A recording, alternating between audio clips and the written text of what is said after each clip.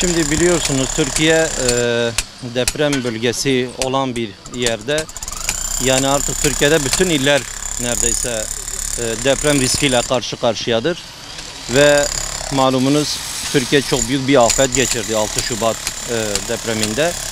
Yani 11 il aynı anda etkilendi bu depremden ve ciddi bir arama kurtarma ekibine ihtiyaç vardı o dönemde de. Şimdi bizler de özellikle 6 Şubat depreminden sonra buna binaen AFAD'a, yani Afet Durum Müdürlüğü'ne başvuruda bulunduk. Diyarbakır Umut Kervanı olarak hızlı bir arama kurtarma ekibini oluşturmak istediğimizi bildirdik. Sağ olsun onlar da zaten bu konuda yardımcı oldular.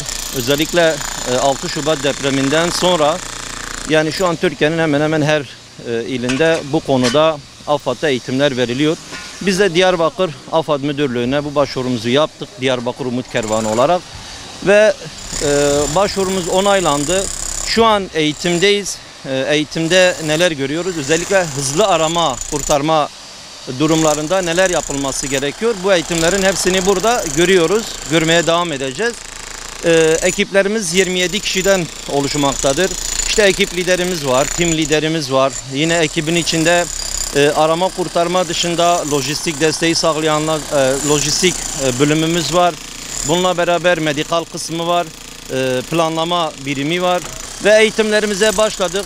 Çok güzel, çok şükür çok güzel de gidiyor. Elhamdülillah arkadaşlarımız zaten istekliydi bu konuda. Yani biz Umut Kervanı olarak Türkiye genelinde zaten insani yardımda bulunuyorduk.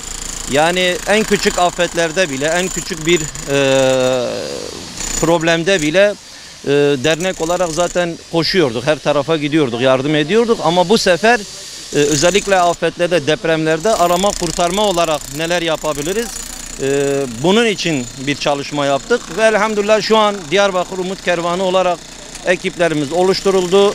Bu eğitimlere başladık. AFAD'da eğitimlerimiz devam etmektedir.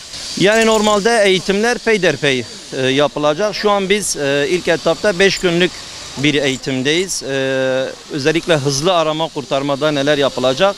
Sonra tabii bununla ilgili artık diğer aylarda eğitimlerin içerikleriyle ilgili bizimle paylaşımlar yapılacak ve biz ekip olarak yine Umut Kervanı, Diyarbakır Umut Kervanı olarak geleceğiz, bu eğitimlere katılacağız. Ama şu an ilk etapta hızlı arama kurtarmayla ilgili 5 günlük eğitimlerimize devam etmekteyiz.